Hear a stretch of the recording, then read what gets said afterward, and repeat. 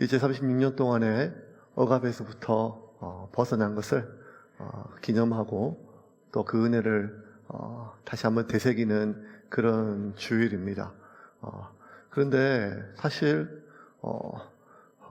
강복절이 그렇게 살갑게 다가오지 않죠. 왜냐하면 이렇게 일제 36년을 겪은 세대도 있지만 대부분은 그렇지 못한 세대들이 지금 있고, 그리고 그럼에도 불구하고 역사는 반드시 기억되어져야 되고, 우리가 힘이 약했을 때, 외세 침략을 받았을 때 국가와 그 백성들이 얼마나 고통받을 수 있는지에 대해서 잊지 않기 위하여 날을 정하고 매년 되새기는 것입니다.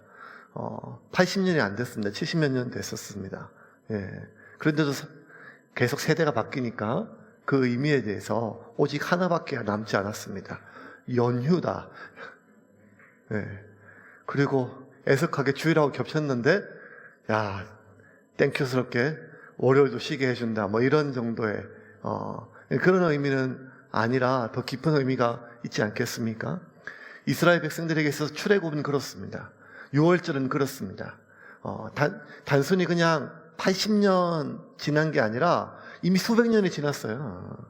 수백 년이 지났음에도 불구하고 6월절의 진짜 의미는 우리가 400년 동안 애굽에서 종되었던 상태에서 하나님이 우리를 구원해 주셨음을 감사하는 것인데, 어느덧 그 6월절은 어쩌면 우리의 고통, 우리가 죄악 가운데 그 신음하던 그 고통에 대한 기억들, 하나님의 해방에 대한 기억들을 되새기는 절기인데, 한 세대, 두 세대 계속 시간이 지나니까요, 그러한 죄와 억압에 대한 그러한 해방에 대한 어떤 감사보다는 6월절이 그냥 명절이 되었습니다. 명절이 되었습니다. 그리고 그 의미를 다새기는 이렇게 쓴 나물도 먹고 무교병도 먹지만 사실은 가장 큰 명절처럼 여겨지는 것입니다. 하나님 우리에게 계속해서 기억하기를 원하십니다.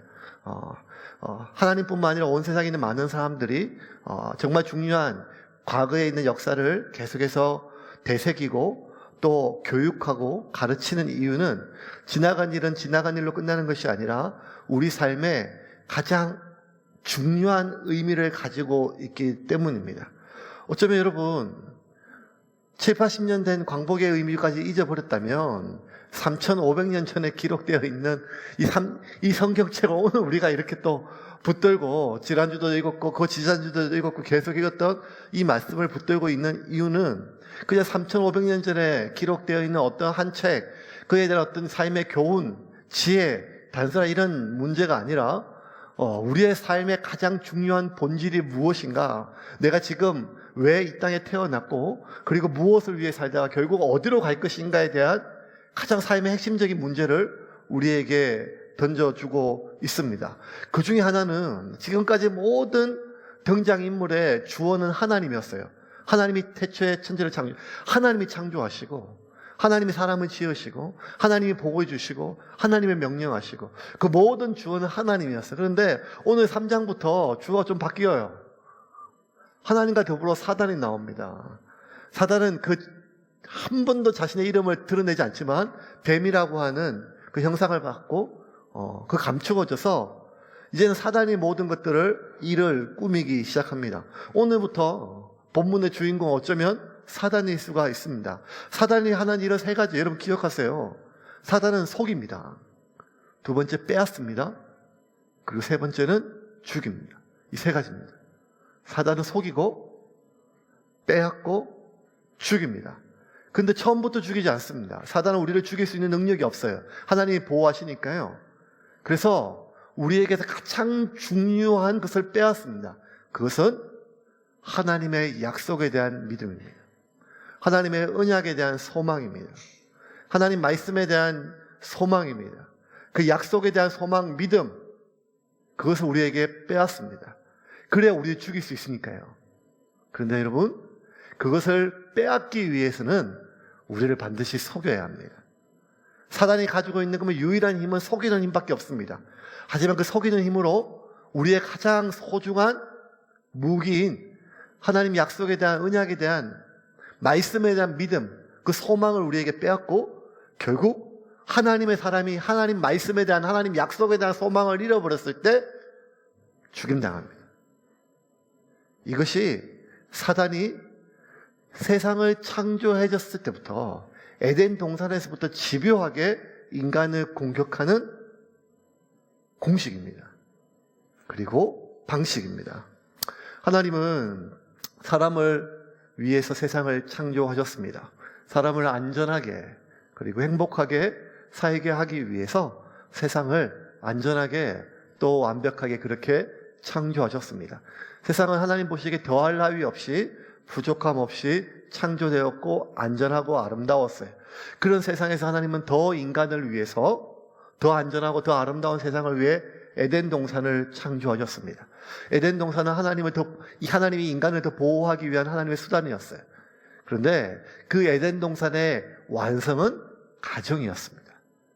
결국 하나님께서 사람을 안전하게 보호하고 가장 행복하게 보호할 수 있는 가장 중요한 틀은 첫째는 하나님과의 관계이고 두 번째는 가정입니다. 이걸 누구보다 아는 사탄은 하나님과의 관계를 깨트리고 가정의 관계를 깨트리기 위해서 태초부터 지금까지 진행됩니다. 하나님은 우리를 보호하기 위한 가장 강력한 수단인 그 가정 속에서 가정을 떠받치는 든든한 두 기둥은 남편과 아내가 서로를 가장 귀히 여기고 나의 그 어떤 것보다 귀히 여기고 그를 그렇게 불러주는 것입니다. 여러분 기억나시죠? 지난주 어땠습니까? 이번 한 주 어땠습니까? 예전에 야라고 불렀습니까? 네가 뭐 이렇게 하셨습니까? 네. 말씀이 우리 삶 가운데 들어와야 됩니다. 그냥 이 시간 잠깐 30분 40분 이 시간 잠깐 우리 마음에 뭔가 좀 지루하지 않고 뭉클한 것 그런 것이면 여러분 저녁에 집에 들어가시면 채널 틀면 많습니다.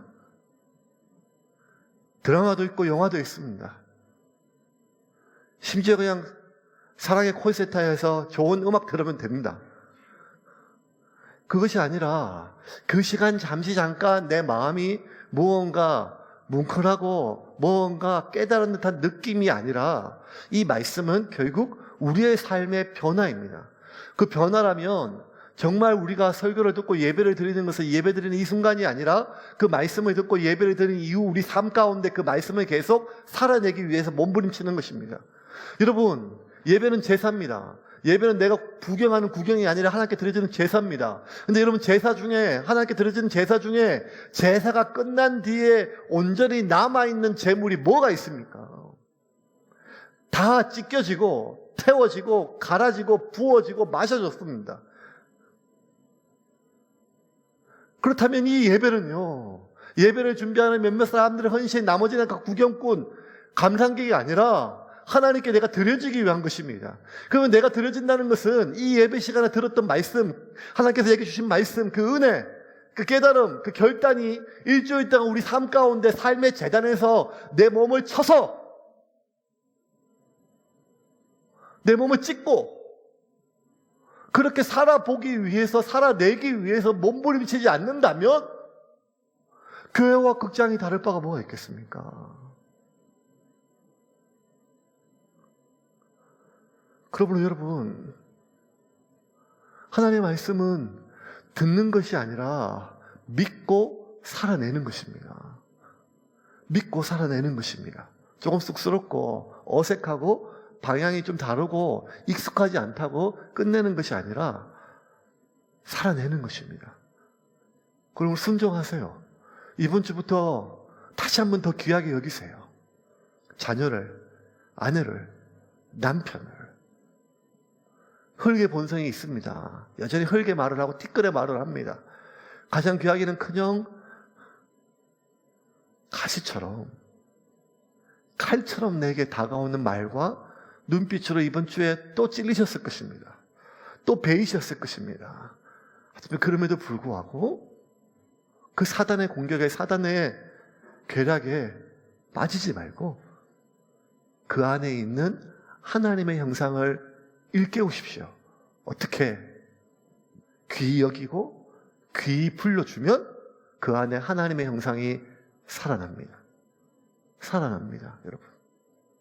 하나님은 우리에게 반드시 약속을 성취하시는 분이심을 믿으시길 바랍니다. 그렇게 가정까지 만드셨어요.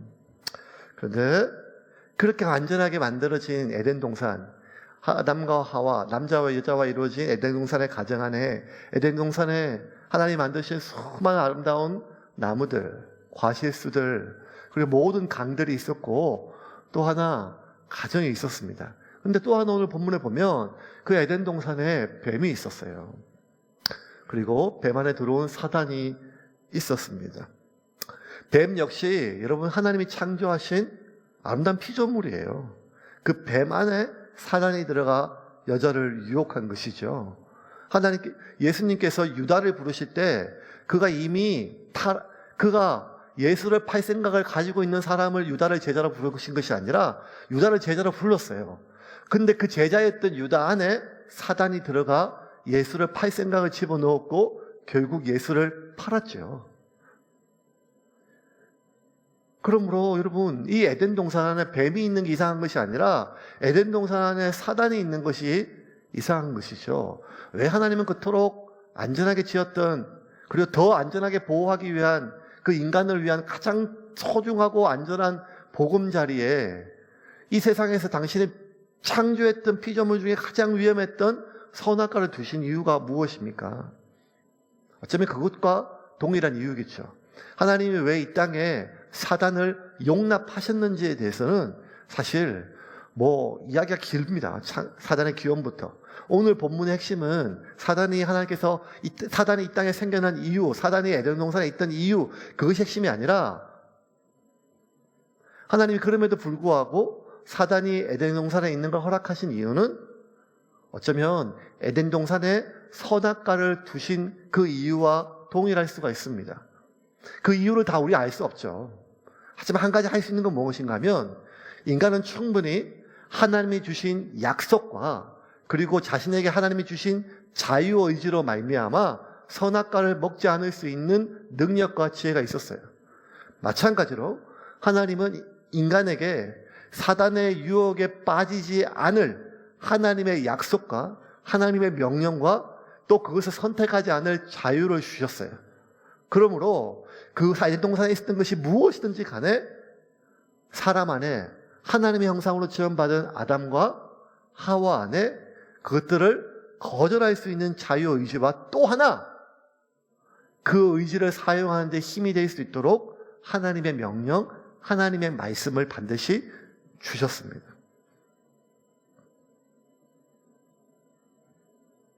그런데 여러분, 그런 말씀을 주시고 명령을 주시고 그런 자유의지를 가진 인간이 결국 사탄의 유혹에 빠지게 되고 타락하게 되고 타락으로 말미암아 인간의 죽음과 이 모든 비극이 시작되었습니다. 여러분, 2년이 넘도록 이렇게 역병이 전 세계를 뒤집을 줄은 진짜 몰랐습니다. 작년 초에 제가 기억나요. 순장들 매주 모여서 주일을 할 때 그때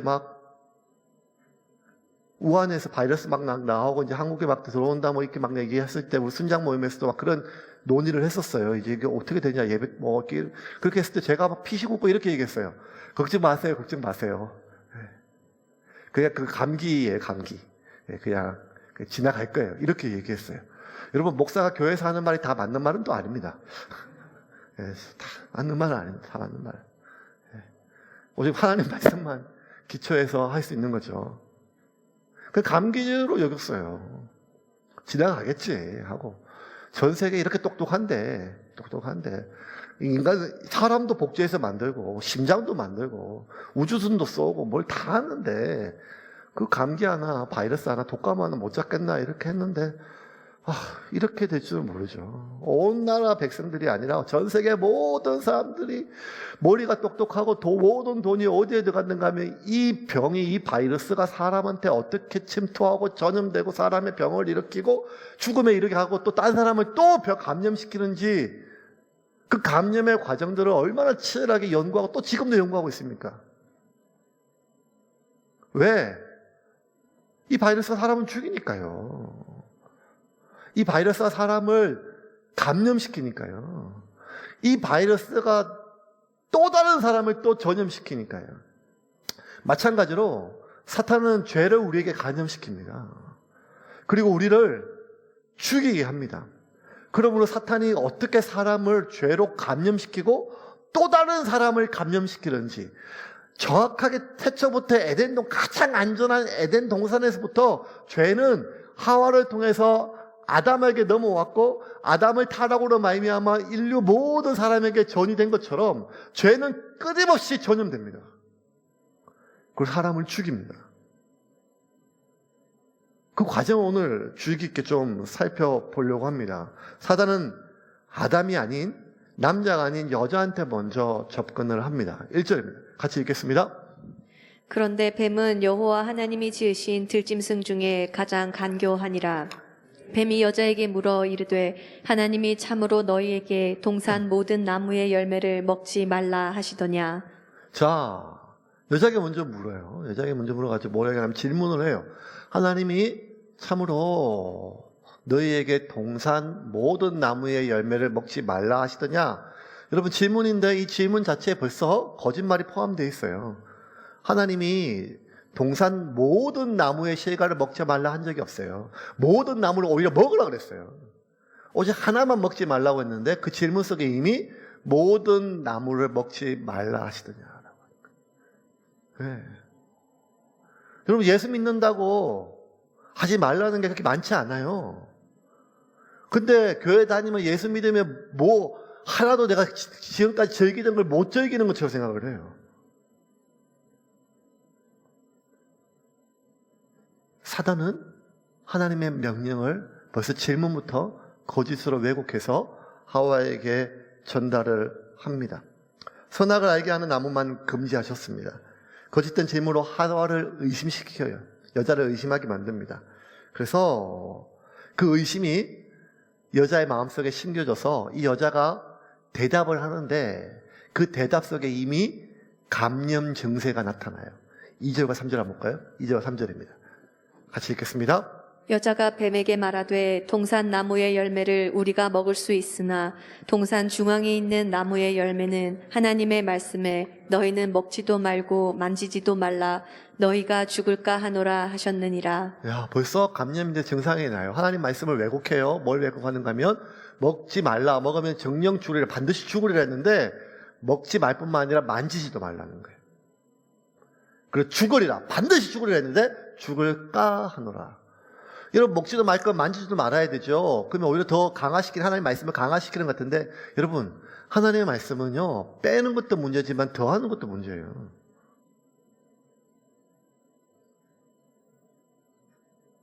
하나님의 말씀 교회 생활 하다 보면요 교회에서 어떤 사람들은요 하나님보다 더 거룩해가지고 딴 사람을 더 힘들게 하는 사람들이 있어요. 하나님 괜찮다 했는데 하나님이 본인이 괜찮다고 하셨는데 아니 그 하나님 싫어하신 거예요.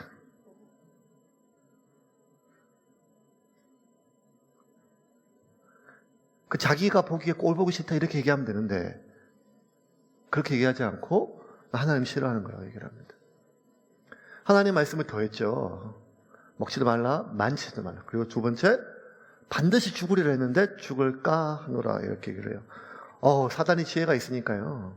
금방 알아차리고 감염이 됐구나 하고 이제 뭐라고 하냐면 적극적으로 하나님의 말씀을 왜곡하고 반역해요. 부정해요. 4절 보겠습니다. 4절 보겠습니다. 뱀이 여자에게 이르되 너희가 결코 죽지 아니하리라. 너희가 결코 죽지 않아요. 하나님 말씀을 부정해요. 하나님 말씀을 부정하고 그 다음에 바로 뭘 하는가 하면 하나님 그분을 부정해요. 하나님의 하나님 되신 하나님의 신실하심을 부정합니다. 5절 한번 보겠습니다. 5절입니다. 너희가 그것을 먹는 날에는 너희 눈이 밝아져 하나님과 같이 되어 선악을 알 줄 하나님이 아심이니라. 하나님 같이 돼요. 하나님 너희들이 먹지 말라고 한 것은 너희들을 위함이 아니라 하나님을 위해서라는 거예요. 하나님 죽을 거라 그랬는데 너 죽지 않아. 근데 그러면 왜 먹지 말라 하는가 하면 너희들 눈이 밝아져서 하나님과 같이 돼요. 하나님만 모든 것을 마음대로 해야 되는데 너희들이 하나님과 같이 될까봐 하지 말라고 합니다. 하나님의 신실하심을, 하나님을 부정해요. 그러니까 보세요. 하나님 말씀을 의심하게 만들고 그 의심하는 감염되니까 하나님 말씀이 왜곡돼요. 하나님 말씀이 왜곡된 것이 확인되니까 바로 하나님 말씀을 부정해요. 하나님 말씀을 부정하고 그 다음에 뭐란가 하면 하나님 자신을 부정해버려요.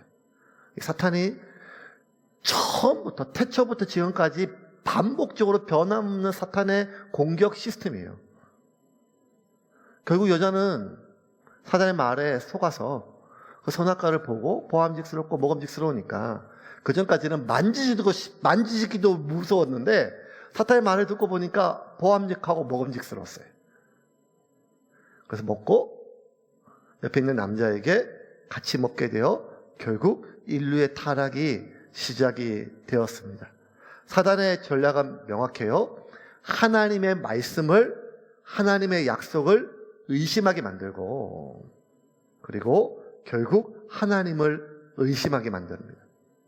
그 하나님을 의심하게 만들면 하나님의 말씀을 거역하게 만들고 하나님의 말씀을 거역하게 되면 결국 하나님을 배반하게 됩니다.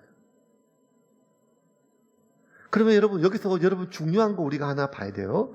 사단의 모든 공격은 어디에 집중되는가 하면 사람에게 집중되는 게 아니에요, 여러분. 하나님의 말씀에 집중해요. 그 사람 안에 있는 하나님의 말씀. 그러니까 여러분, 사탄이 여러분의 재산을 빼앗아 가고 사탄이 여러분을 병들게 하고 사탄이 여러분을 죽일까 봐 걱정하지 마세요. 사탄은 그런 거 관심이 없어요. 오히려 더 많이 줄 수도 있어요. 사탄의 모든 공격은 어디인가 하면 하나님의 사람 안에 있는 하나님의 말씀이에요. 하나님의 약속이에요. 오직 그 부분 하나만을 공격을 해요. 집중해요. 이게 처음부터 확인이 드러나요. 자, 여러분 이제 시각을 어디에 맞춰서 그런가 하면 이제 여러분 안경을 하나 쓰는데 사탄의 전략을 알았잖아요. 사탄의 전략을 보고 사탄은 어디에 집중하는가 하면 하나님의 말씀을 어떻게든지 하나님의 약속을 왜곡시키는 것에 초점을 두고 다시 한번 본문을 봅시다. 1절부터 이건 나와요. 다시 한번 본문 1절 한번 보겠습니다. 1절입니다. 같이 읽겠습니다. 그런데 뱀은 여호와 하나님이 지으신 들짐승 중에 가장 간교하니라. 뱀이 여자에게 물어 이르되 하나님이 참으로 너희에게 동산 모든 나무의 열매를 먹지 말라 하시더냐. 자, 1절을 자세히 보면 굉장히 중요한 사실이 들어있어요. 뭔가 하면 그런데 뱀은 여호와 하나님이 지으신 들짐승 중에 가장 간교하니라. 이 사단이 가장 간교한데 가장 간교한 게 뭔가 하면 이 뱀이 여자에게 물어 이르되 첫 마디가 뭔가 하면 하나님이 참으로 너희 동산에게 모든 나무 이렇게 제가 얘기했는데 그전에 이미 사단의 괴락이 들어갔어요. 뭔가 하면 하나님을 하나님이라 불러요. 아니 하나님을 하나님이라 부르지 아니에요, 여러분. 창세기 2장 4절부터 하나님의 이름은 여호와 하나님이에요. 1장 1절부터 2장 3장까지 창조의 모든 과정 속에는요, 엘로힘, 여러분 기억나시죠? 엘로힘, 전능하신 하나님, 창조의 하나님, 베레시트, 태초에 빠라, 창조하시느라, 엘로힘, 하나님이 천지를 창조하시느라, 엘로힘이에요. 엘로힘 하나님은 태초에 천지를 창조하신 창조주 하나님의 이름은 엘로힘이에요, 하나님. 그 하나님으로, 창세기 1장 1절부터 2장 3장까지 하나님이 모든 절의 주어는 하나님이에요. 그 하나님은 엘로힘이에요. 근데 2장 4절부터가 뭐가 시작되면 이제 에덴 동산의 창조인데 2장 4절부터 모든 주어는 엘로힘이 아니라 여호와 엘로힘이에요. 성경을 다시 보면 여러분 굉장히 급격한 주어의 변화가 있어요. 여호와 엘로힘, 여호와 하나님이에요. 그러면 엘로힘은 전능하신 하나님인데 여호와 엘로힘은 여호와라는 뜻은 뭔가 하면 언약을 성취하신 하나님이 약속을 성취하는 하나님이 약속의 하나님의 뜻이에요. 그러니까 여러분 하나님의 이름이 많잖아요. 여호와 라파, 여호와 니시, 엘로힘 다 많은데 2장 4절부터 계속 인간이 창조된 이후부터 하나님의 이름은 뭔가 하면 여호와 엘로힘이에요. 그 엘로힘만 해도 돼요. 창조주 하나님이에요. 그런데 하나님은 성경 기자가 하나님은 사람이 창조된 이후로 아담과 하와와 사람에게 하나님은 여호와 엘로힘으로 불려졌어요. 하나님은 약속의 하나님. 언약의 하나님이라는 거예요. 근데 여러분 2장 4절부터 계속 여호와 엘로힘, 여호와 엘로힘, 여호와 엘로힘인데 유일하게 사탄만 하나님을 여호와 엘로힘이 아니라 엘로힘으로 불러요. 2장 1절 다시 한번 볼까요? 3장 1절. 3장 1절. 방금 봤던 3장 1절 말씀 보겠습니다. 같이 읽겠습니다. 그런데 뱀은 여호와 하나님이 지으신 들짐승 중에 가장 간교하니라. 뱀이 여자에게 물어 이르되 하나님이 참으로 너희에게 동산 모든 나무의 열매를 먹지 말라 하시더냐. 자, 뱀이 여자에게 물으되 하나님 여호와를 뺐어요. 약속의 하나님, 약속을 뺐어요. 그 전능하신 하나님이에요. 힘을 가지신 하나님, 반드시 약속을 성취하시는 하나님인데, 여러분 창세기 1장 1절에 부터 하나님은 그냥 전능한 창조의 하나님이에요. 한번 볼까요? 다시 한번 우리가 봤던 말씀이지만 같이 한번 보겠습니다. 창세기 1장 1절 말씀. 태초에 하나님이 천지를 창조하시니라. 이거 여러분 다 외우시잖아요. 태초에 하나님이 엘로힘이에요. 그리고 2장 3절까지 모든 말씀, 배가 말씀한 것처럼 엘로힘이에요. 하나님이 빛이 있으라, 하나님이 궁창을 나누시고, 하나님이 새들을 만드시고, 하나님이 엘로힘이에요. 2장 3절까지 마지막 안식까지 엘로힘이에요. 2장 3절 한번 보겠습니다. 2장 3절입니다. 같이 읽겠습니다. 하나님이 그 일곱째 날을 복되게 하사 거룩하게 하셨으니 이는 하나님이 그 창조하시며 만드시던 모든 일을 마치시고 그날에 안식하셨음이니라. 자, 모든 창조를 다 마치셨어요. 안식했어요. 창조가 끝났어요.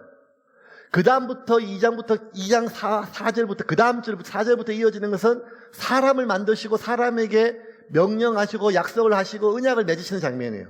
사람과 관계되는 거예요. 이전까지는요, 하나님은 창조주니까 모든 자연 만물이 하나님을 창조주 하나님을 불렀어요. 근데 사람을 만드시고 나서부터는 하나님은 창조주 하나님뿐만 아니라 더 중요한 게 언약의 하나님이에요. 약속의 하나님, 여호와 하나님이에요. 그래서 2장 4절을 볼게요. 2장 4절 같이 읽읍시다. 시작. 이것이 천지가 창조될 때에 하늘과 땅의 내력이니 여호와 하나님이 땅과 하늘을 만드시던 날에. 여호와 하나님. 성경에 보세요. 5절부터 2장 4절 5절, 7절, 8절, 9절, 15절, 16절, 19절 끝까지 계속 여호와 엘로힘이에요. 여호와 엘로힘. 이게 얼마나 주어가 극명하게 다른가 하면 성경학자 중에 어떤 학자들은 이게는 한 사람이 썼다고 하기에는 너무 다르다. 주어가. 그래서 이 창세기는 두 개의 책이 합쳐진 거다. 하나는 엘로힘이라고 적는 사람이 저자가 있었고 또 하나는 여호와 엘로힘이라고 하는 이렇게 그래서 이 문서, 제 문서 이렇게 옛날에 있었는데 그렇게 사람들이 착각할 정도로 성경 창세기 모세가 썼죠. 마치 모세 한 사람의 글이라고 하기에는 너무 극명하게 다를 정도로 의도가 있었던 거죠. 왜냐하면 하나님은 언약의 성취라는 거예요. 그게 인간의 가장 큰 힘이라는 거예요. 하나님은 반드시 자신의 말씀. 그 전까지는요, 그 언약이 성취될 것을 믿고 안 믿고 이런 게 중요한 게 아니에요. 왜냐하면 하나님이 말씀하시면 그냥 실제가 돼서 빛이 있으라면 빛이 있었고, 어둠이 나누고 궁창이 나누라 하면 그냥 실제가 됐었으니까, 이걸 믿고 안 믿고 그냥 바로 실제니까. 그런데 사람을 만드시고부터는 사람에게 내가 너에게 복을 주겠다. 다스리라. 이거 먹으면 죽는다. 이 모든 것은 이 사람이 반드시 앞으로 이루어질 것에 대한 믿음을 가지기를 원하신 것입니다. 그것이 사람이 가질 수 있는 가장 큰 힘이에요. 말씀에 대한 신뢰, 약속에 대한 신뢰, 언약에 대한 성취.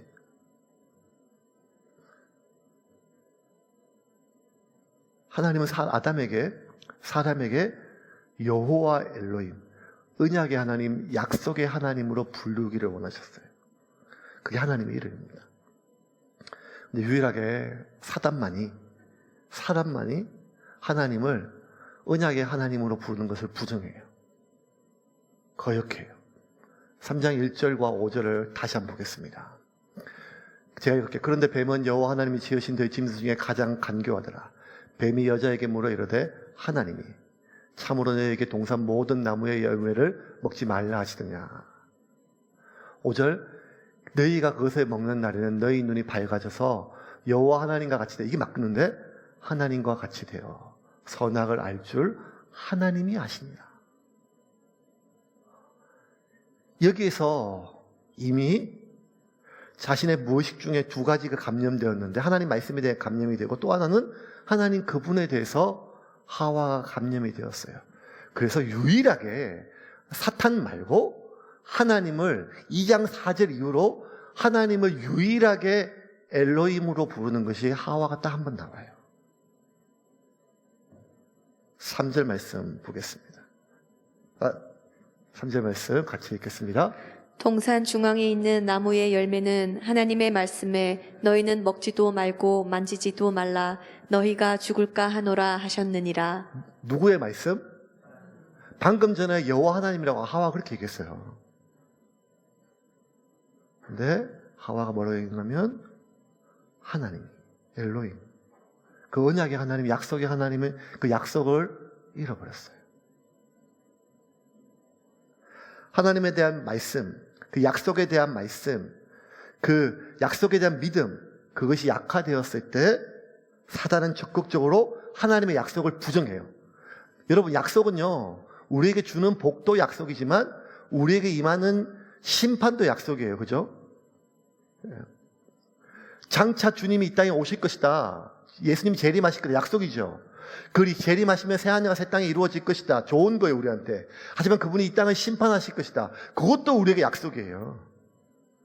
하나님이 우리에게 복을 주겠다는 것도 약속이고 네가 먹으면 정령 죽으리라. 그것도 약속이에요. 근데 하나님이 하신 말씀, 그 약속은 반드시 성취하실 하나님이에요. 그래서 하나님의 이름이 여호와 엘리오예요. 약속의 하나님, 언약의 하나님이에요. 그런데 그 약속의 말씀, 그 약속의 여호와 엘로힘, 언약의 하나님, 약속의 하나님, 그 하나님의 약속이 우리에게 약화되고 부정되기 시작했을 때 사단은 바로 하나님의 말씀을 부정하고 하나님을 부정하게 만들어요. 4절과 5절입니다. 4절과 5절 같이 읽겠습니다. 뱀이 여자에게 이르되 너희가 결코 죽지 아니하리라. 너희가 그것을 먹는 날에는 너희 눈이 밝아져 하나님과 같이 되어 선악을 알 줄 하나님이 아심이니라. 죽지 않으리라. 말씀을 부정하고 하나님 자신의 신실하심까지 부정합니다. 그리고 결국 이렇게 되면 인간은 죽어요. 6절입니다. 6절 말씀 같이 읽겠습니다. 여자가 그 나무를 본즉 먹음직도 하고 보암직도 하고 지혜롭게 할 만큼 탐스럽기도 한 나무인지라. 여자가 그 열매를 따먹고 자기와 함께 있는 남편에게도 주매 그도 먹은지라. 여러분, 오늘 지루하게 반복적으로 저한테 들으셔야 돼요. 그게 뭔가 하면 사단은 속이고 빼앗고 죽여요. 그 결과 가정이 어떻게 찢어지고 깨어지고 부서지는지 보셨잖아요.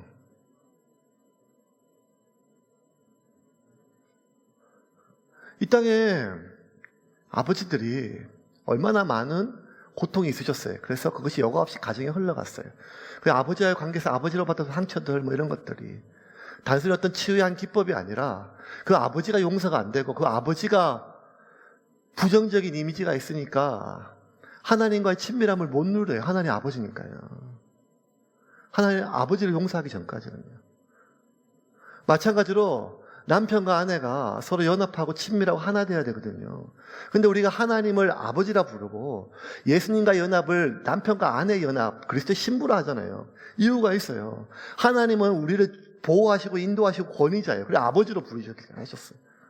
그런데 예수님은 우리의 신부예요. 왜냐하면 우리가 연합되기 위해서, 하나 되기 위해서. 부부가 몸과 마음과 영혼이 하나 되게 한 몸 되는 것처럼 그렇게 서로가 귀 여기고 하나 되고 친밀함을 누릴 때 그것을 경험한 사람들이 그리스도와 연합할 수 있어요.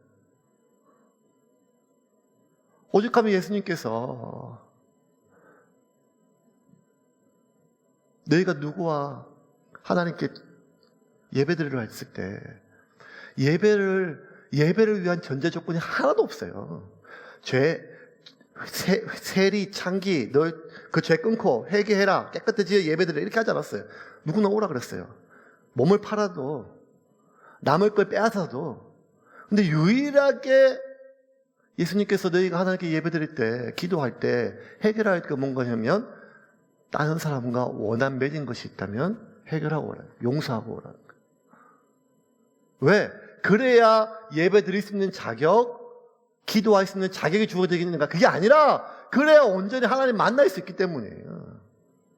근데 가장 가까운 나의 아내, 남편, 자녀, 부모와 관계가 어지고 깨어졌는데 어떻게 우리가 하나님과 친밀하게 예배를 드리고 은혜를 누리며 예수 그리스도 하나 친밀하게 될 수 있겠어요?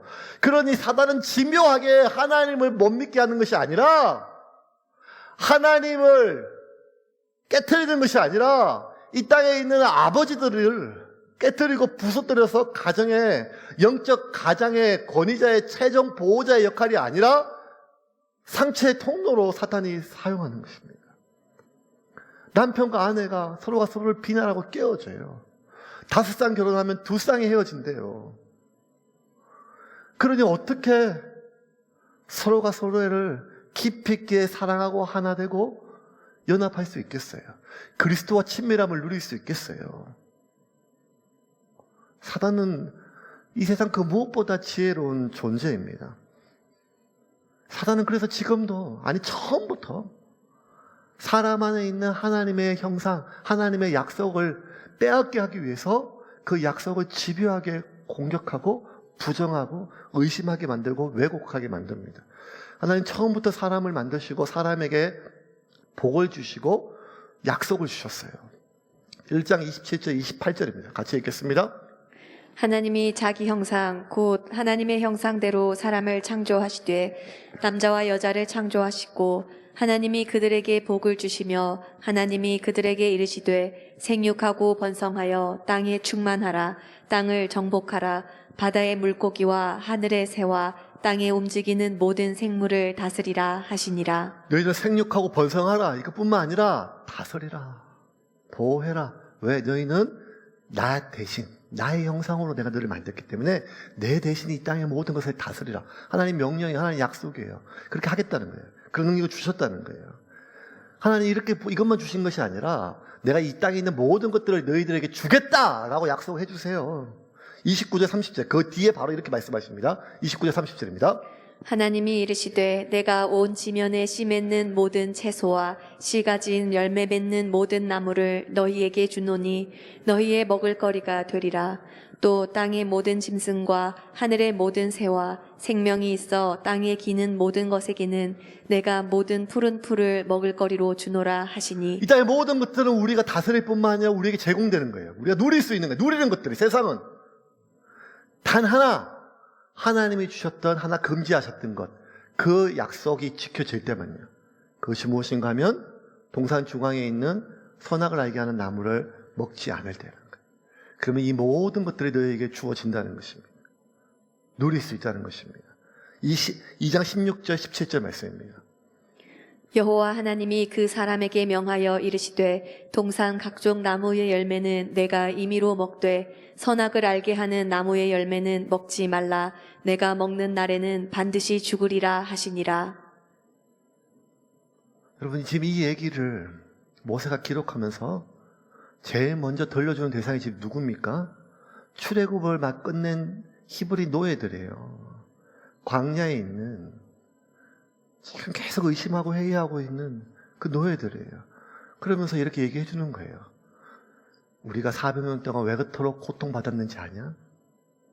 일제 36년 정도가 아니라 400년을 그 압제 속에 노예로, 짐승처럼 그렇게 울부짖게 만들었던 고통의 원인이 어디서 시작됐는지 아냐? 우리는 원래 그런 노예 민족이 아니라 하나님께서 이 땅의 모든 것들을 마음대로 누릴 수 있도록 보고 주셨던 하나님의 형상을 가지고 있는 사람인데, 우리가 하나님의 그 약속, 그 말씀, 여호와 하나님, 그 하나님의 약속을 성취하시는 그 하나님의 약속을, 그 약속을 성취하시는 하나님의 신실하심을 우리가 잃어버렸을 때 결국 우리 삶이 이렇게 찢어지고 고통스러워졌다. 처음부터 고통의 원인이 그것이다. 그러니 너희들은 이제 하나님 백성으로 살 것이니까 다른 어떤 것보다 하나님이 우리에게 주신 가장 소중한 것은 하나님의 약속이다. 딴 거는 빼앗기도 이건 빼앗기지 말자. 딴 거를 잊어버려도 이건 잊어버리지 말자. 그러므로 그 땅은, 가나안은 젖과 꿀이 흐르는 땅, 그 젖이 흐르고 꿀이 흐르고 얼마나 좋고, 그게 아니라 가나안은 약속의 땅이다. 하나님 우리에게 주실 약속의 땅이라는 거예요. 근데 그 약속을 잃어버리면 젖과 꿀만 남아요. 그러니 너는 어떻게든지 간에 하나님이 주신 약속을 잊지 말자. 피 맺히는 심정으로 전하고 가르치고 가르쳤죠. 40년 동안. 안 그러면 너희들 다 죽는다. 그런데 그렇게 40년 동안 그렇게 하나님은 약속의 하나님, 약속을 반드시 지키실 하나님, 여호와 하나님, 그렇게 말씀을 가르쳤음에도 불구하고 그 말씀을 40년 동안 들었던 히브리 노예들은 그 200만 명이 여호사와 갈렙 빼고 모든 200만 명이 단 한 명도 약속의 땅에 들어가지 못한 채 광야에서 죽었어요. 뭐 하다가? 원망하고 불평하고 불순종하고 거역하고 배반하다가. 그들이 언제 원망하고 불평했어요? 그들이 언제 불순종하고 배신했어요? 상황이 악화됐을 때가 아니에요. 광야는 처음에 출발했을 때부터 광야하고 마지막까지 광야였어요. 그들이 언제 불순종하고 거역하고 불평했는가 하면 상황이 약화됐을 때가 아니라 하나님이 주신 약속에 대한 믿음이 약화됐을 때예요. 그 말씀에 대한, 그 언약에 대한 믿음이 흔들릴 때예요. 그때 그들의 마음속에 그 하나님이 반드시 우리를 약속의 땅으로 이끌어 갈 것이라고 하는, 그들이 그 요단강을 건넜던 그 이유, 지금 살아가는 그 이유, 그 하나가 약화됐을 때, 흔들렸을 때 사단은 아주 기가 막히게 그 흔들리는 냄새를 맡고 그때마다 이스라엘 백성들이 침투해서 그들의 마음을 흔들어 놓고 거역하고 배반하고 불순종하여 결국 역병으로, 수많은 고통으로 그들이 광야에서 다 죽게 되었습니다. 이제 좀 말씀을 좀 정리하겠습니다. 하나님의 백성은요, 하나님을 믿으며 살아가요. 하나님의 백성은 하나님 믿으며 살아가죠. 근데 구체적으로 하나님의 뭘 믿는가 하면 하나님 말씀을 믿어요. 하나님 말씀을 믿어요. 그 약속을, 하나님이 주신 약속을 붙들고 살아가는 사람들이 하나님의 사람들이에요. 근데 이거는요, 예수쟁이들만 그랬던 것이 아니라 원래 이 태초에 이 세상에 사람이 만들어질 때부터 그랬어요. 인간은 오장육부로, 두 눈으로, 두 팔로, 심장으로, 폐로 먹으면 위가 소화시키고, 이거는 예수쟁이뿐만 아니라 모든 인간이 그러하듯이, 모든 인간은 물을 먹어야 살고 호흡을 해야 살듯이 원래 만들어질 때 그런 것처럼, 예수를 믿든 어떤 종교를 믿든 안 믿든 그렇게 사는 것처럼 인간은 원래 처음 만들어질 때부터 이 세상을 살아가는 가장 중요한 힘의 권한이 무엇인가 하면 하나님이 주신 그 약속을 믿고 살아가는 거예요. 신라원, 에덴 동산을 잃은 것이 아니라 그 약속을 잃은 것이에요. 그 언약을 잃어버린 거예요. 그 언약을 반드시 성취하시는 하나님의 신실함을 잃어버릴 때 우리는 사탄에게 죽임당합니다. 그리고 죽임이, 그 상처가 계속 그 다음 세대에 깨어진 가정으로, 깨어진 인격으로, 깨어진 삶으로 계속 대물림 될 수밖에 없습니다. 그 약속을 잃어버리고 약화되는 순간 사단은 냄새를 맡고 아주 귀신처럼 달려들어와서, 야수처럼 피냄새를 맡고 달려드는 상어처럼, 피냄새를 맡고 달려드는 하이에나처럼, 사자처럼 우리를 갈갈이 찢어 놓아요. 근데 반면 온 세상이 하나님의 사람을 우는 사자와 같이 갈갈이 찢어 놓으려고 하는 그 상황 속에서도 하나님의 약속을 붙드는 사람은 끝까지 소망을 잃지 않고 자신의 삶을 이어갔다는 거예요.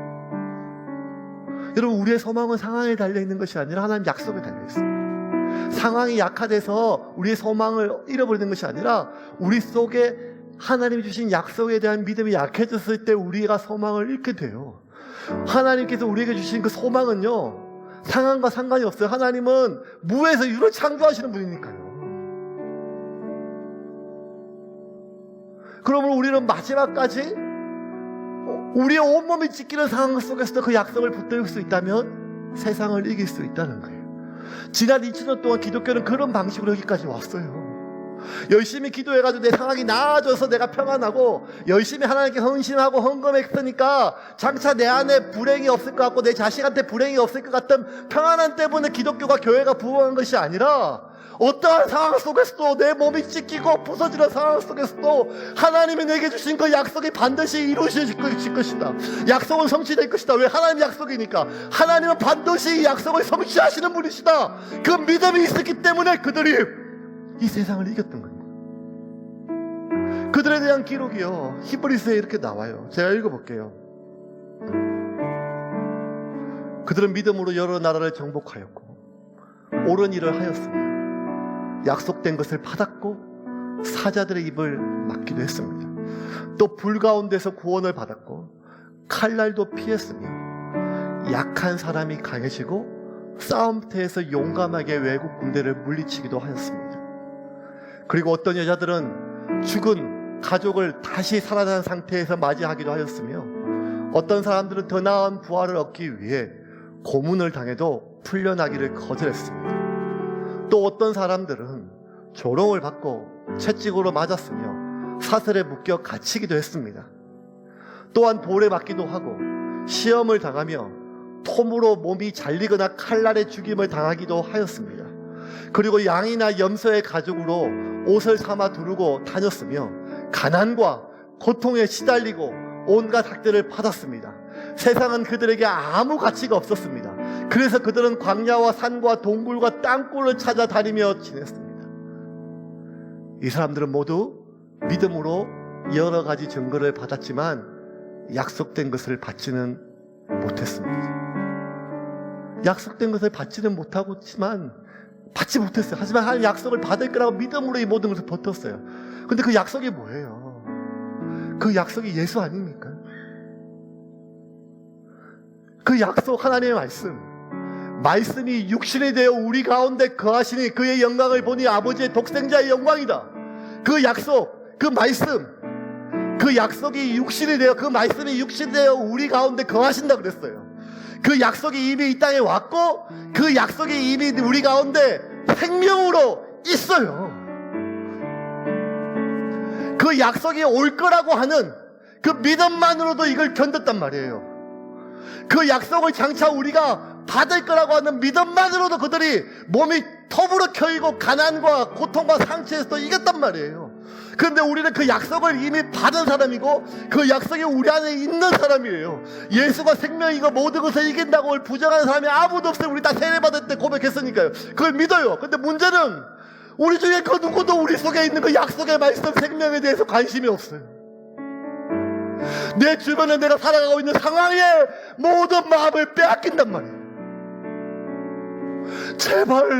제발 우리의 마음을, 여러분의 눈을 돌이켜 나를 둘러싸고 있는 주변의 상황이 아니라 내 안에 있는 예수 그리스도를 바라보십시오. 그분은 생명이십니다. 그분은 생명이십니다. 그분은 생명이십니다. 그분은 능력이십니다. 그분은 평안이십니다. 그분은 세상을 창조하신 창조주 하나님이십니다.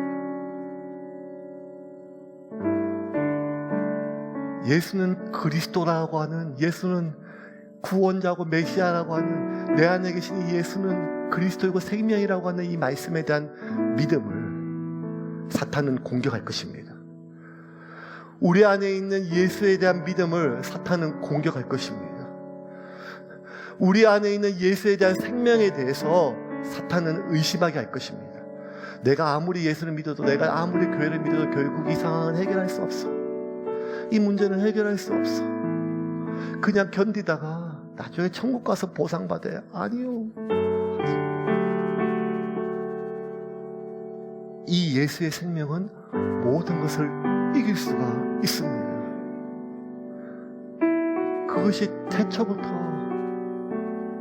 창세기부터 여자의 후손이 너희들을 구원할 것이라고 하는 하나님의 약속으로 우리에게 주어 주신 말씀입니다. 그러므로 여러분, 이번 한 주 동안도 열심히 싸우십시오. 뭐와 싸우는가 하면 상황과 싸우는 것이 아니라 내 안에 하나님의 약속에 대하여 공격하는 사단의 불신함과 애신과 의심으로부터 싸우십시오. 주변에 있는 수많은 상황이 나를 불안하게 만들 때마다 내 안에 하나님의 약속, 믿음에 대한 그 생명에 대한 의심과 싸우십시오. 그리고 여러분 안에 생명이 있음을 믿으시고 여러분 안에 예수가 있음을 의식하시고 날마다 그분과 동행하며 누리고 살아가기 위하여 몸부림치십시오. 그러면 그때부터 여러분 안에 있는 생명이 느껴질 것입니다. 그때부터 여러분 안에 있는 생명이 그 모든 것을 이기고 여러분에게 세상이 알 수 없는 평안과 능력으로 여러분을 인도할 것을 믿으시고 경험하시기를 주님의 이름으로 축원합니다. 사단은 지금도 우는 사자와도 같이 우리를 속일 것입니다. 여러분의 자녀들을 속일 것입니다. 우리의 삶을 속일 것입니다. 그리고 여러분 안에 있는 그 말씀에 대한 믿음, 약속에 대한 믿음, 그 여호와 하나님, 언약을 성취하시는 하나님에 대한 신뢰를 빼앗을 것입니다. 그리고 여러분을 죽일 것입니다. 그것을 여러분 이기시고 여러분 승리하는 여러분이 되기를 주님의 이름으로 축원합니다.